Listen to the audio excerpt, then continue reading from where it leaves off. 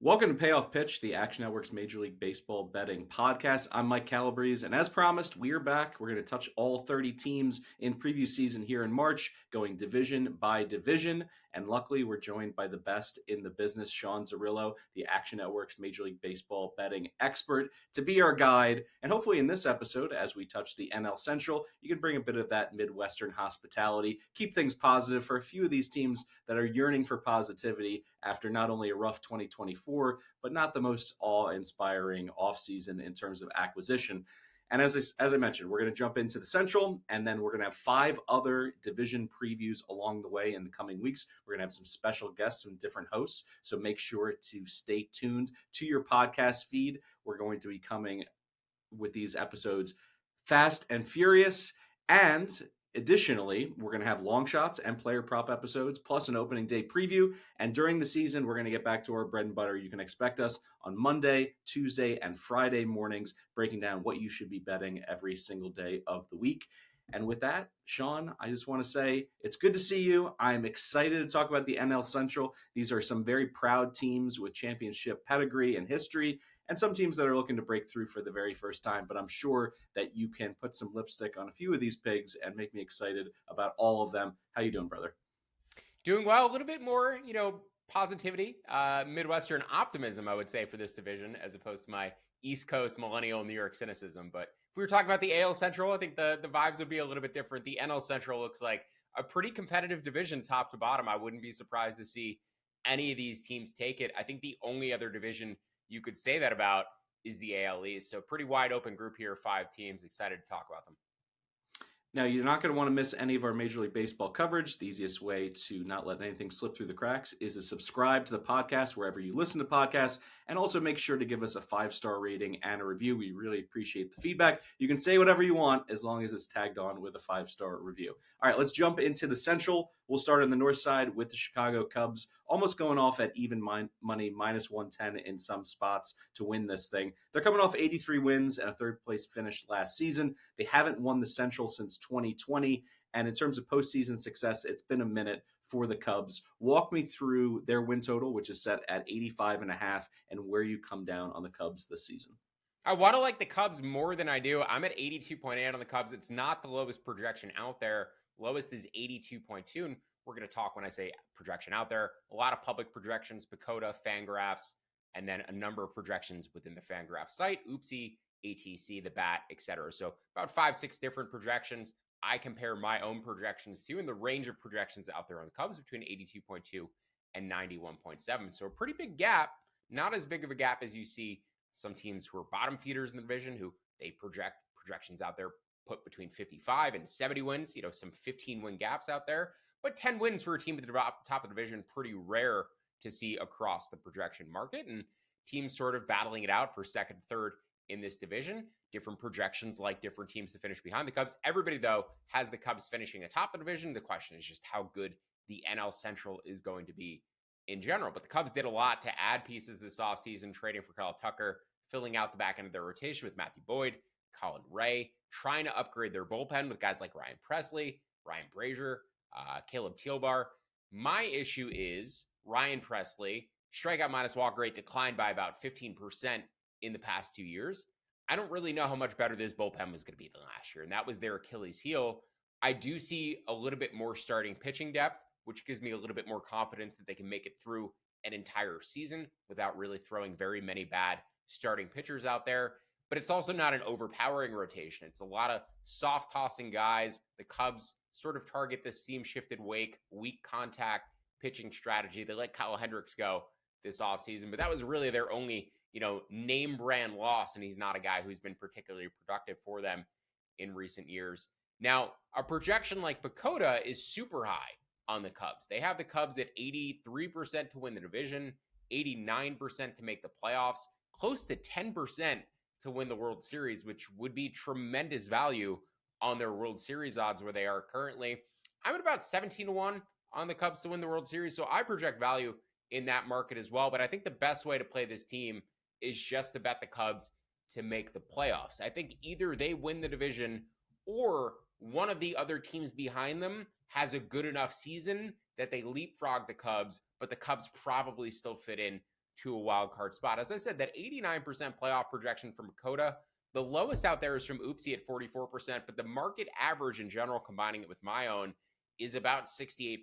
So minus 217 was my ultimate composite projection on the Cubs to make the playoffs. It's just over 68%. You could still bet them. I bet them last week at minus 130. I'm happy with that, up to about minus 175 on Chicago. Then if you're looking at player props, Kevin Alcantara getting a lot of buzz in spring training. This seems like a guy who might make their roster. The Cubs have done a lot of roster turnover, as I said, in that bullpen, but also on their bench, the back end of the position player group. Because if you look at their lineup, they have about 5 guys you're comfortable playing every day. And then I think everybody else may need to be platooned or get cycled out for better options at one point. They brought in Justin Turner, compete with Michael Busch at first base. So lots of potential rotating pieces at the bottom of this Cubs roster. They have their core built in. Kevin Alcantara, just a cool guy. He's 6'6". He's nicknamed the Jaguar. He's got like 30-30 upside in the future. I don't know if he's MLB ready yet.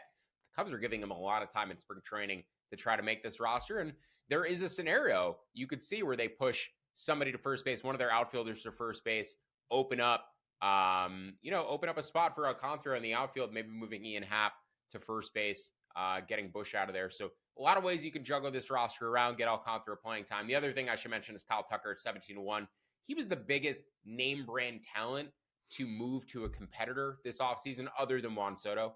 And I do think, he was in the midst of a career last year prior to injury. Still think he's one of the most underrated superstars in the sport. But Tucker was pacing towards a 6.5, 7-win season last year up until he got hurt. I think the team change, going to a team that's likely to make a significant step up relative to last season, on top of whatever performance he provides on the field, I think he's going to get an extra boost in terms of MVP votes just because of the team switch and the league switch. Just interested philosophically, when you look at win totals, odds to win the division, make the playoffs, win the World Series, if you had to split it up, how much are you evaluating their team as of opening day and how likely it is for them to upgrade, whether it's, trading pieces that are starters, trading people that are prospects in their system, and also historically how willing the front office is to be aggressive? How much does that play into your overall projections and your overall confidence in some of these futures bets? Yeah, it certainly factors in when it comes down to the decision-making aspect. It's a little bit more difficult to bake those potential additions into the projections, right? Because you don't know who they're going to go out and acquire. The Mets, I think, are a really good example. When we get to the NL East podcast, the projections right now would lean to betting under on the Mets. On average, they're about 3 wins low compared to their projected win total. I think all of their odds out there, their win total out there, their market odds out there, all sort of are pre-factoring in the Mets making an addition that is not currently on their rosters. You can kind of see the overinflation of their win total. The odds have them, or projections actually have the Mets likelier to make the playoffs than the Phillies at this point. But even the betting market is already skewed that direction a little bit more dramatically. So yeah, it's enough to push me onto or off of a team after I've already run the math. If I'm neutral with the market, I can't really assume that an addition is going to be made that hasn't been made yet. But I think the Mets are a team that's very likely to add in season. I think the Cubs are a little weird, a bit of a weird case, because they went out and acquired Kyle Tucker, but then they were fighting with him over very small dollar amounts in arbitration. There was another player too that was a pretty nominal dollar differential in arbitration that they ended up going to a judge for. So I do think with the Cubs, it's a little weird. They've clearly tried to add pieces this offseason, but they've also been fighting with their players over relatively nominal dollar amounts. I know they want to continue to add pieces, but in terms of re-signing Kyle Tucker for the future, in terms of adding another impact star, it's a little iffy. But they do have some interesting prospects who I think are going to make contributions to the roster this year. Cade Horton, Owen Cassie, a couple arms who are going to provide innings. And I think it's worth pointing out as we go through these as we go through these team previews, I'm not super interested in a team to make the playoffs unless you have about 7 or 8 starting pitchers who can come up and throw innings for you that I feel relatively confident about. The Cubs probably had 4 or 5 guys last year. This year, I do think they have 8. From the Cubs to the defending champs in the Central, let's talk about the Milwaukee Brewers, plus 290 to repeat in the Central. They won 93 games last season, but they lost in 3 games to the Mets in the NL Wild Card Series. Their 2025 win total is sitting at 83.5. Talk to me about the Brew Crew. Yeah, so again, like that public projected range, big gap for the Cubs, close to 10 wins. The Brewers very narrow, about 3 wins, 80.2 to 82.7, and I'm at 82.3. So pretty much the entire market has this team around 500, just over 500. But I do think it's very obvious that they should take a step back from last season. Lost two very significant contributors in Willy Adames and Frankie Montas, in addition to trading Devin Williams away to the Yankees. Now, they got Nestor Cortez Jr. back in that trade with the Yankees, and starting pitching depth was their biggest issue last year. The starting rotation does look a little bit deeper than it was last year, but I only see about 6 guys I trust here if you include Jacob Mizrowski, who's down in AAA. So the starting pitching remains thin for the Brewers. The bullpen probably will not be as good as it was last year. Right as the bullpen was starting to get tired last year, they got Devin Williams back from injury, and that gave them a big lift down the stretch. They moved on from Williams, have Tyler McGill as their closer, Trevor McGill as their closer. McGill's strikeout minus walk rate, another one that's dipping. So I'm not sure the skill set is necessarily there to support him taking over, maintaining a closer role. This was a team I was very high on last year. I bet Milwaukee at 10-1 to make the playoffs. My projection showed value. The public projection showed value. Everybody says the value is going against the Brewers this year. I'm at about 40% on them to make the playoffs, so about minus 150 to miss the postseason. The public projections out there actually even lower than that. On average, about 37%. As I said, I'm at 39%. The low from Bakota, about 23%. So comfortable laying the Brewers to miss the playoffs up to about minus 150, considering my number is closer to minus 170. I think this is a year to fade the Brewers. Last year was the year to buy. And I should mention too, Christian Yelich, was great for the part of the season that he played last year. Sustained another injury. I don't really think he's going to give them what he gave them for much of last year and what he's given them, for a large part of his career, which is about a 130 WRC plus. I think I'd put Yelich closer to a 110, 115 this season. Projections have him around 120, but yeah, the offense in general was about 4% better than league average last year. This year, I think it'd be closer to about 5% below. Now, we couldn't move on from the Brewers without a quick mention of the late, great Bob Uecker. He'll be missed by all of us here at the Action Network, especially our audio director, Matt Mitchell, who's a longtime Milwaukee resident and fan. Just a huge cultural icon in the game, having been a player, a play-by-play announcer on the silver screen in the major league movies, and just so many incredible quotes. But one of my favorites came back from his playing days when he said, "I think my top salary was maybe in 1966. I made $17,000. 11 of that came from selling my teammates' equipment." So, Bob Uecker, we will miss you. And what's nice is that he lives on forever in so many of the famous quotes, just a bit outside. There's so many good ones that we can pepper into the podcast moving forward. So, Bob, you will be missed. Moving on to the Cincinnati Reds, just shy of 5-1 to win the Central, plus 475 seems about to be the consensus out there in the market. The Reds finished 4th last season with just 77 wins. They haven't won the Central in 13 years. But here comes Tito, Terry Francona, the 3-time AL Manager of the Year, World Series champion in 2004 and 2007. So their win total a little bit higher coming in this year than how they finished last season at 78.5. Talk about the potential of the Reds breaking through, making the playoffs, and being a nuisance deep into the season in August and September as it relates to the Central Crown. Yeah, I certainly like this Reds team way more than market. I'm near 82 wins on them. The public projections between 74 and 79. I didn't add necessarily a ton of marquee talent this offseason, but I do think they really solidified a roster that already has a lot of blue chip talent on it. Big upgrades to the bullpen, Taylor Rogers, Scott Barlow, added a good defensive backup catcher in Jose Trevino to frame pitches, traded Jonathan India for Brady Singer, and then traded a competitive balance pick for Gavin Lux. So that was basically just a pure upgrade. They didn't have to give up another major league piece for that. And Austin Hayes should upgrade their defensive outfield. And that's been the big issue for the Reds.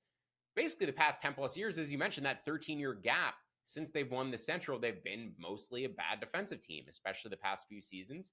Bottom 10, bottom 5 defensive team, great base running team. You would expect the speed on that roster to be a little bit better in terms of fielding the baseball. They just haven't been. But I do think Hayes should upgrade their outfield defensively. I think their infield could be a little bit better defensively this season. Hopefully Tito just tightens some things up. In general, curious to see if they run as much as they have in years past. They've been top won top 3 in stolen base attempts the past 2 seasons. Obviously, Ellie, a big part of that. But if they're not going to run quite as much, if Ellie's going to hit for a little bit more power this year, that stolen base category leader opens up a little bit. I think Ellie is live for some awards, MVP. I think he's live for runs leader at about 30-1. Hunter Green, NL Cy Young, K leader, both at about 30-1. And then Rhett Loader, NL Rookie of the Year at 40-1. There's a lot of arms on this team. I don't know how many innings Loader is ultimately going to get, but I think he's super talented. But I think it's worth pointing out this rotation is a lot deeper than it was last year. I feel like Andrew Abbott was essentially their number 1 starter for most of the year. He's their number 5 going into this season. Hunter Green missed, parts of the season last year, but they can now supplement innings that they may lose from him if he only gets through 120 or 150 innings this season. They retained Nick Martinez, who in my opinion was the most underrated pitcher in baseball last season. And also, I think Martinez is an example of the Reds' ability to develop pitching. They haven't been able to develop as many hitters. They've had a number of guys like Christian Encarnacion Strand, who's still there, Noel V. Marte, who's still there, who had really good minor league careers, haven't necessarily popped fully at the major league level, aside from Ellie and briefly for Matt McLain. And Matt McLain, by the way, coming back from injury this year. So all across this roster, I see potential all-stars or just better than, league average major league players. So I do view them as an above 500 team. I think they're a bottom-end wild card contender. It's going to be tough to overcome teams like the Phillies and the Diamondbacks. I still think they're 7th or 8th best in that group, and they're going to need to get to 6th in order to make the playoffs. But there is value on them to win the division. I make it about plus 350. I like the over to about 78.5 and all those player prop bets that I mentioned. I just think, the potential that you have guys who aren't currently in their starting lineup like CES or Marte or any of the 3 first-round pitchers that they have sitting in their AAA system, potential that those guys take significant steps up and become key contributors, I think is pretty high. And as I said, they've shown that they can develop pitching pretty regularly, and they have a lot of talent to work with. The lead into our next team, I'll borrow a line from another baseball movie. There's rich teams, then there's poor teams, then there's 50 feet of crap, and then there's the Pittsburgh Pirates. Let's talk about the Buccos out there in Pittsburgh. 9-1 to win the Central. They finished 5th last year with 76 wins. They've never won the Central. The last time they made a playoff run, they had 3 straight wildcard bids from 2013 to 2015. And let me get a kick started with this after saying that their win total is set at 77.5 this year. Will we get Skeens and Bubba Chandler this season? And if so, when? Yeah, we should. I would imagine it might be after that Super 2 deadline, late April, early May, but the rotation has a chance to be absolutely elite, not just elite, but completely electric on a day-to-day basis with Skeens and Bubba Chandler and Jared Jones. Then you have a pretty nice back end of the rotation with Mitch Keller and Andrew Heaney as well. So good pitching top to bottom for the Pittsburgh Pirates. I don't love the bullpen. David Benner has really slipped skill-wise in the past couple of seasons. They lost to Aroldis Chapman, added a couple of lefties and Caleb Ferguson and Tim Meza. But overall, I think it's a league average bullpen with a potentially elite starting rotation. The question is just how much hitting they get. They've got a rotating cast of catchers that they got to figure out the playing time for. Andy Rodriguez, Henry Davis, and then Joey Bart, who's kind of a post-type guy that they got from the Giants last year off of waivers. So figuring out who's going to get the catcher playing time, whether any of those guys is, going to be a significant contributor for them, because it seems like one of them could be if they figure out the right one to play. But other than that, and O'Neal Cruz, who I think has 40 home run potential, there's not much to be excited about on this offense. Brian Reynolds, a really consistent high floor guy, but not, a consistent all-star MVP caliber contributor. He's like a 3.5 win player. They signed Tommy Pham, decent leadoff option for them, but there's really no upside to this offense being anything better than the 20th, the 15th best offense in baseball. And I think even that is being a little bit optimistic. Andrew McCutchen, they brought him back to DH at 38 years old. So they just didn't go out and spend anything on this roster in the window that Paul Skeens looks like he's the best pitcher on the planet. And he is probably the best pitcher on the planet. Some notes on Skeens. He's throwing a sinker and a cutter this spring, and there could be a little bit of trade-off in terms of strikeout rate, but he'll actually get more innings back on the back end of it. So if he's trying to be more efficient with the plate appearances, getting guys out quicker with the cutters and sinkers and getting more weak contact, Yes, he's not going to maintain a very high strike or not maintain the strikeout rate that he did last year because that arsenal is a little bit more ground ball contact oriented. But if he's able to get outs a little bit more efficiently, he's going to face more batters per start, get through more innings per start. And as a result, the strikeout total will probably remain the same as it was last year. So the strikeout per 9 may remain the same essentially, but the strikeout rate may just dip. So Paul Skeens, one to keep an eye on in terms of strikeout leader, obviously. His NL Cy Young odds are super short, not interested in betting those. Argument for me is Paul Skeens for NL MVP at 65 to 1. NL or league wins leader as well is a value bet at 15 to 1 if you just want to bet Skeens in a way where I think there's just a pure plus EV value, but wins or MVP at 65 to 1 as well. If you look at his WAR per start last year, if you give him 32 starts this season, he projects north of 6 wins above replacement, and that's roughly in the territory where a Kyle Tucker projects or Francisco Lindor projects. So if you look at the top NL MVP contenders and their upper end projections for this season, Paul Skeens is in that group of guys who can clear 6 wins above replacement. I think he's worth a poke for NL MVP at 65 to 1 just because of the low offensive talent on this team. If he drags them to October, Mike, as you mentioned, they've never won the NL Central. I think the only time they've only made the playoffs once, potentially, since they've been in the NL Central. It's been really rough for Pittsburgh. But if they make the postseason, it's very likely that Paul Skeens did a lot of that heavy lifting. And just going back to Justin Verlander's MVP season, he finished with about 6.5 wins above replacement. So you pull off that triple crown, you clear 6 WAR. Nobody else, from a hitting perspective, has a massive season. I think 65 to 1 could be an interesting ticket on Paul Skeens. We close things out with another team whose 2025 win total is set at 77.5, and that's the St. Louis Cardinals at 12 to 1. They won 83 games last year. They finished second in the Central. And unlike the Pirates, who we just mentioned, who have never won the Central, they have 12 division titles between 96 and 2022. So a proud franchise with just seemingly endless history. But they seem to be stuck in neutral a little bit, and it seems like the market is out on them this year. Walk me through what the Cardinals and their fans can expect. They're trying to get younger, moved on from Paul Goldschmidt, Lance Lynn, Kyle Gibson. Neither have signed anywhere as of yet this offseason. Andrew Kittredge, probably their most significant loss, ended up signing with the Orioles for 2 years. They have a very good bullpen, and they have some fun young talent. I really like Mason Wynn. I think Jordan Walker remains a post-type breakout candidate.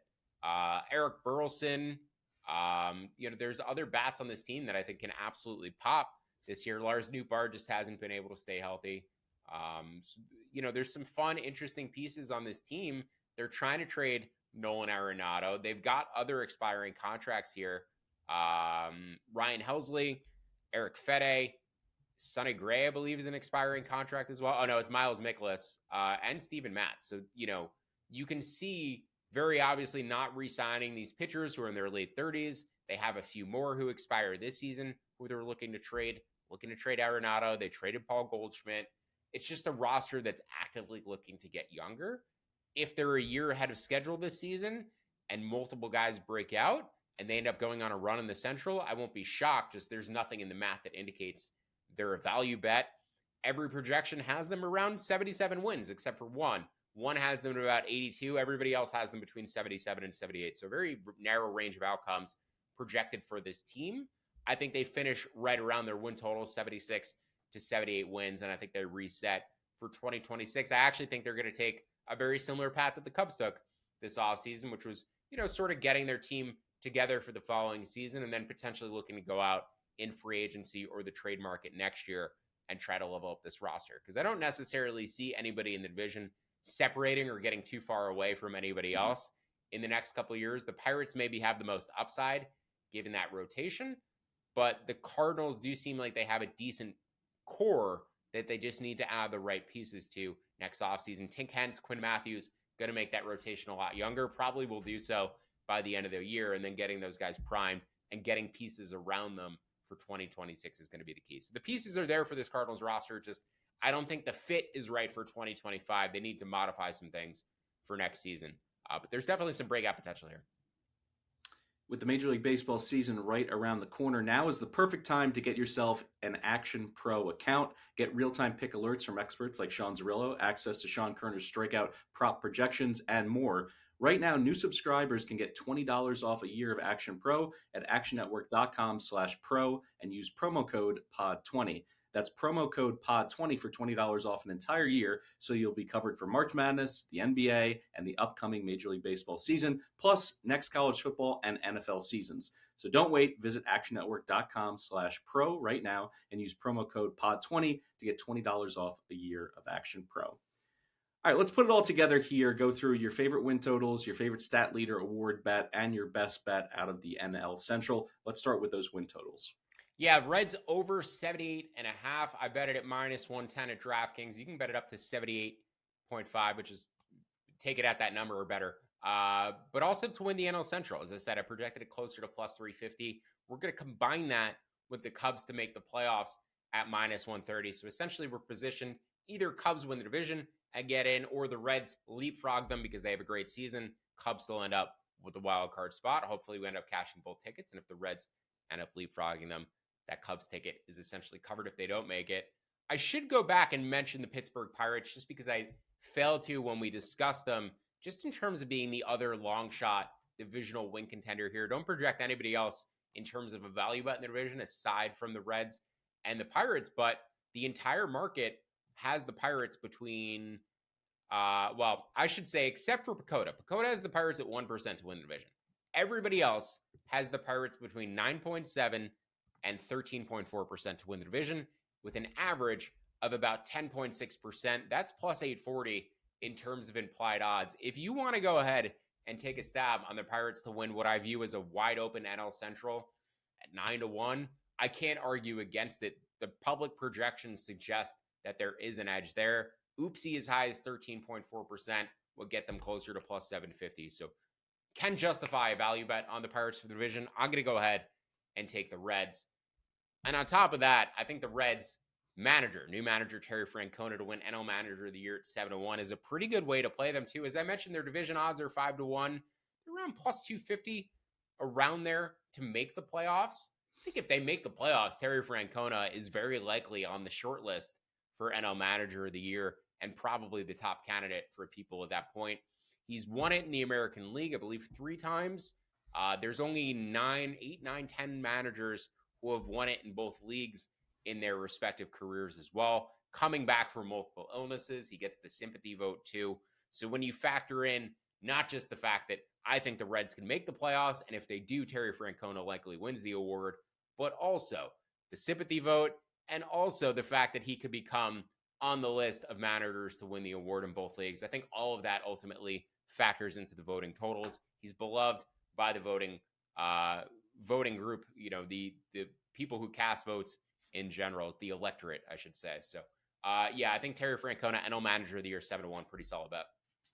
Hopping in real quick, any thoughts on, you basically said taking a flyer on the Pirates to win the Central at 9-1. Say they get off to a hot start in the first 6 weeks. Knowing that the Pirates are not in a financial position to improve their roster, there's an opportunity for some of those teams that are chasing to improve while their odds get a little bit longer. Do you ever try to play that 3-dimensional chess, even in the preseason, thinking about what it's going to take for certain teams from an asset acquisition standpoint, spending extra money, burning some of those prospects in their system, chasing a team like Pittsburgh, who is, historically, they've never been one to spend money. And as of right now, it does not appear that that's going to change this season.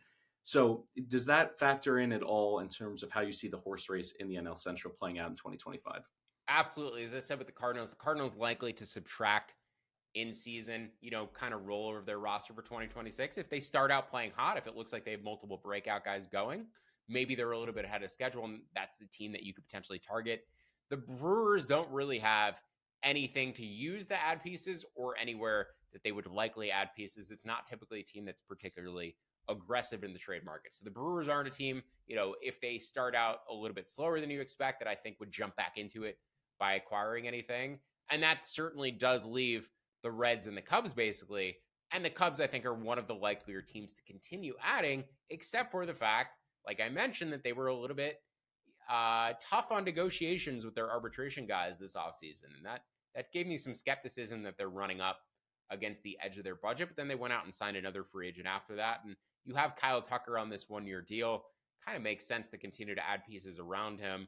unless you're not really planning on re-signing him and you're just going ahead with the team you have. So yeah, I think it's a good point. Take a look at schedules, teams that you may think start out slowly or a little bit hotter just because they're playing weaker opponents early in the season. But this is a wide open division, top to bottom. There's projected value on the Pirates to go from worst to first, essentially, and to win this division for the first time, which is shocking to hear you say. I can't believe the Pirates have never won the NL Central. It's just astounding to hear. But yeah, I think the Reds in season will continue to get better. Just that pitching depth is going to carry them a long way. And I think Ellie is just continuing to improve, and I think he could blossom into an MVP candidate. And all of that sort of correlates together. I don't know if there's any books that'll let you bet parlays, Reds to win a division, Ellie to win MVP, see where you can slip those through. So there may be some correlated parlays that you could place that some books allow you to place that others do not, where I've seen some bets be able to get through that are a little bit goofy. You can't parlay Brewers to miss and Cubs to make the playoffs together. Unfortunately, I've tried that in a number of places. That is hyper correlated. But yeah, some of those Reds awards bets, even Tito to win Manager of the Year with Reds to win the division, could all be fun if you're able to get parlay money down on them. But keep an eye, as Mike said, keep an eye on how the year starts. I think anybody from this division can win. And if one of them just has a bad first week, I think might get pretty juicy divisional odds on them. If you've been listening at 2x speed, this is me at the third base bag just saying, stop. Let's finish it up with best bets. Reiterate your top 2 bets in the NL Central, Sean. Yes. So Chicago Cubs to make the playoffs at -130. Bet 1 unit on that would go up to about -175. I bet that at the trio of the Canby books, Ballybet, Bet Rivers, Parks. I believe there's another one out there that also uses the same odds. And then the same line, or the same books, essentially, Milwaukee Brewers to miss the playoffs at -120. I like that up to about -140. The average public projection out there, not my projection, but the average public projection for the Brewers to make the playoffs is about 38%. So plus 343, and you can bet them to miss at -140. Seems like a pretty substantial edge to me. I project a bigger edge on the Cubs to make than the Brewers to miss. The market projects a bigger edge on the Brewers to miss than the Cubs to make. But I think both of those are extremely correlated, and you can pick and choose which team you like more or dislike more between them. That'll do it for our NL Central preview here on Payoff Pitch. Make sure to download the free award-winning Action Network app to follow all of our action experts so you can track your own picks. Don't forget to rate, review, and subscribe to catch all of our division previews here on Payoff Pitch. For Sean Zerillo, I'm Mike Calabrese. Thanks for tuning in, and we'll see you next time.